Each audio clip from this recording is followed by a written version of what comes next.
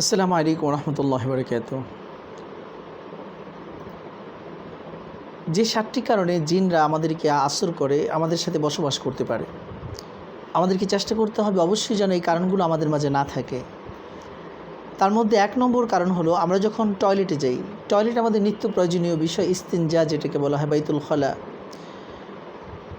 এই টয়লেটে যাওয়ার সময় যদি আমরা দোয়া না পড়ি তাহলে কিন্তু আমাদেরকে জিন আসর করতে পারে এবং টয়লেটের মাঝে জিন বসবাস করে, এটা হাদিস দ্বারা প্রমাণিত।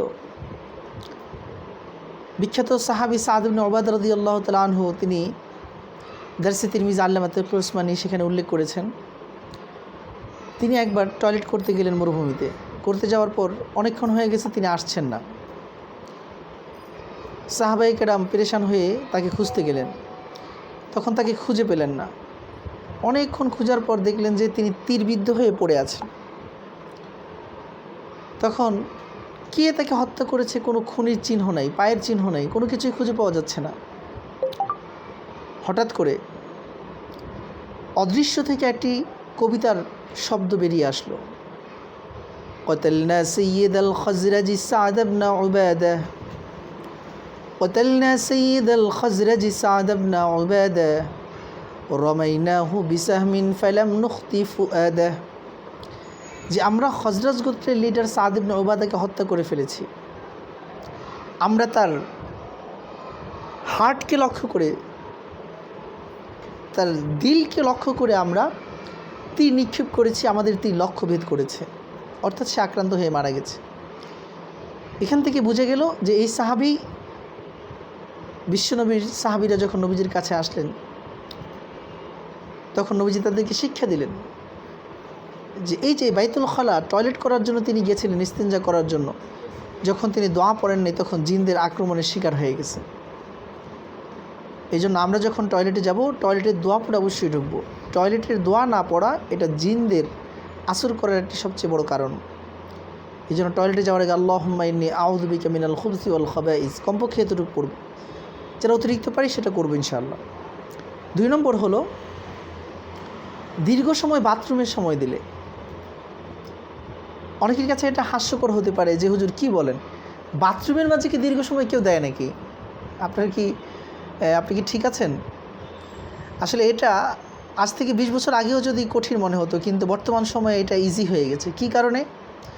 অনেকগুলো কারণে। আমাদের বাথরুমগুলো নিম্ন আসন থেকে বসার আসনে চলে আসছে, হাই কমোড যেটাকে বলা হয়। ফলে কি হয়েছে, বাথরুমের মাঝে বসার পর মনে হচ্ছে সে ঘরের চেয়ারেই বসে রয়েছে। অতপর হাতের মধ্যে একটা মোবাইল নিয়ে, যারা মোবাইল থাকে তারা মোবাইল স্ক্রল করতে থাকে। মোবাইলের মধ্যে কি আছে, বাথরুমে বসে মোবাইল দেখতেছে, যেখানে 5 মিনিটে তার হাগু শেষ হওয়ার কথা, 10 মিনিট 15 মিনিট হয়ে যায়, তার টয়লেট কমপ্লিট হয় না, অথবা শেষ হওয়ার পরে সে বসে থাকে। তাহলে বাথরুমে অতিরিক্ত সময় দেওয়া এটা কিন্তু কি বন্ধুরা, জিনের আসর করার একটি কারণ। অনেকে আছে বাথরুমে বই নিয়ে যায়, সুন্দর করে বই পড়তেছে, বাথরুমে পেপার নিয়ে যায়, বাথরুমও করতেছে, হাগুও দিতেছে, পেপারও পড়তেছে। এই বিষয়ের প্রতি আমরা লক্ষ্য রাখবো। বাথরুমের মাঝে অতিরিক্ত সময় আমরা কাটাবো না, যতটুকু প্রয়োজন তাড়াতাড়ি যত দ্রুত সম্ভব সেটা শেষ করে আমরা বাথরুম থেকে বের হয়ে যাব। বের হওয়ার সময় দোয়া পড়ার চেষ্টা করবো ইনশাআল্লাহ। 3 নম্বর যেই কারণ জিনে আসর করার 3 নম্বর কারণ হলো রাতে খালি গায়ে ঘুমানো এবং দোয়া না পড়ে ঘুমানো। অনেকেই দেখা যায় যে আমরা রাতে খালি গায়ে ঘুমাই গরমের কারণে। যদি গরমের কারণে খালি গায়ে ঘুমানো হয় তাহলে সাথে একটি কাঁথা রাখা এবং কমপক্ষে দোয়া পড়ে নেওয়া, ঘুমের আগের দোয়া আল্লাহুম্মা বিসমিকা আমুতু আহিয়া, এই দোয়াটি পড়ে নেওয়া। এবং শরীরে পাতলা গেঞ্জি হলেও কাপড় রাখার চেষ্টা করা, একেবারে খালি গায়ে না ঘুমানো। জিনে আসর করার কিংবা আমাদের সাথে বসবাস করার 4 নম্বর কারণ হলো উলঙ্গ অবস্থায় গোসল করা। অনেকে প্রশ্ন করেন হুজুর উলঙ্গ হয়ে গোসল করা জায়েজ আছে কিনা? বাথরুমের মধ্যে একেবারে উলঙ্গ না হওয়া উত্তম। যদি কেউ গোসল করে জায়েজ আছে, কিন্তু বিপদ আছে। সব জায়েজ আবার সবসময় করা যায় না, না করা ভালো।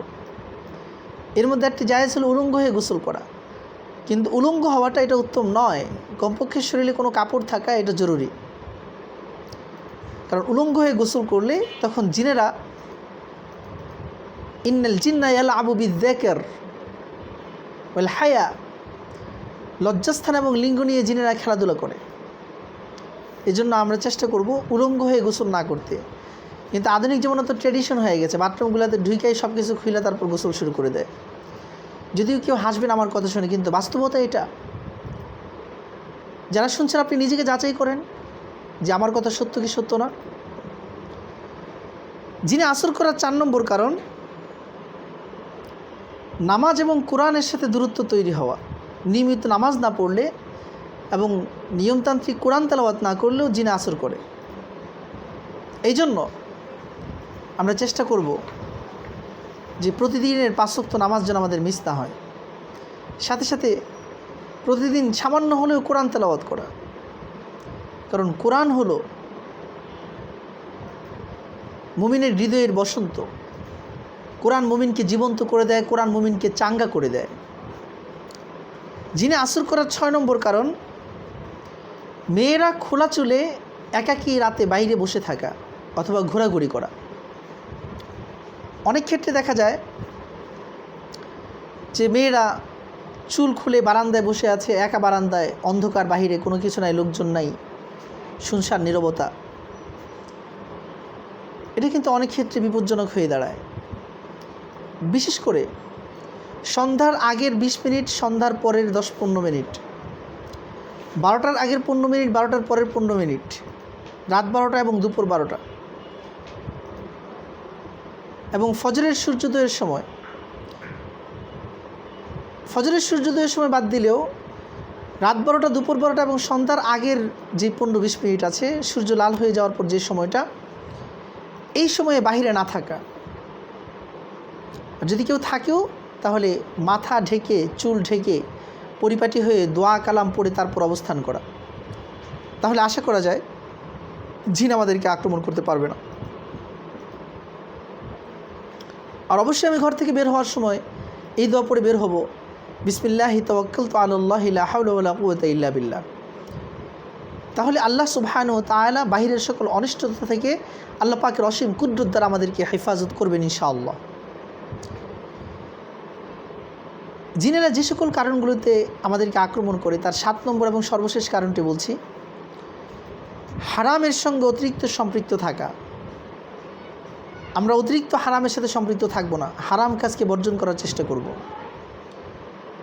এই জন্য আশরাফ আলী থানভী রহমতুল্লাহ আলাইহি বলেন যে বর্তমান যুগের সবচেয়ে বড় বুজুর্গ হলো যে হারাম থেকে বেঁচে থাকতে পারে। হারাম থেকে বেঁচে থাকা এটাই সবচেয়ে বড় বুজুর্গ। এই জন্য আমরা সবাই চেষ্টা করব যে 7টি কারণ বলা হলো, যে 7টি কারণ যদি আমাদের মাঝে থাকে তাহলে জিনদের আক্রমণ, আসর, কোনো কোনো ক্ষেত্রে জিনরা আমাদের সাথে বসবাস করবে। এই জন্য যে কোনো কাজ যখন আমরা শুরু করব বিসমিল্লাহ বলে শুরু করব। 8ম একটি কারণ আমার কাছে মনে পড়লো, যেটা হাদিস থেকে আমার এই মতো মাথায় জেহেনে আসছে। জিন আসর করার কিংবা আমাদের সাথে বসবাস করার, সাথে লেগে থাকার আরেকটি মাধ্যম হলো খাবারের শুরুতে দোয়া না পড়া। খাবারের শুরুতে দোয়া না পড়া, কারণ বিশ্বনবী মুহাম্মদুর রাসূলুল্লাহ সাল্লাল্লাহু আলাইহি ওয়াসাল্লাম স্পষ্ট বলেছেন, যখন তোমরা খাবার খাবে তখন আল্লাহর নাম নিয়ে খাবে। আল্লাহর নাম নিয়ে না খেলে সেই খাবার জিনদের হোটেল হয়ে যায়, সেই খাবার জিনদের খাদ্যে পরিণত হয় এবং জিনেরা সেই খাবারে অংশগ্রহণ করে। আমিও খাচ্ছি, জিনেও খাচ্ছে, ফলে খাবারে বরকত পাচ্ছি না। তাহলে জিনদের থেকে আমাদের কাছ থেকে দূরে সরাতে হলে খাবারের শুরুতে অবশ্যই খাবারের দোয়া, বিসমিল্লাহি ওয়া আলা বারাকাতিল্লাহ, বিসমিল্লাহির রহমানির রহিম, এই দোয়া পড়ে আমাদেরকে খাবার শুরু করতে হবে। তাহলে আশা করা যায় যে জিনদের সকল ওয়াসওয়াসা, সকল আসর এবং তাদের সুকুন থেকে আমরা, তাদের অবস্থান করা থেকে আমরা হেফাজতে থাকতে পারবো ইনশাআল্লাহ। আল্লাহ পাক আমাদের সকলকে অনিষ্টকারী সকল জিন থেকে হেফাজত করুন। আসসালামু আলাইকুম ওয়া রাহমাতুল্লাহি ওয়া বারাকাতুহু।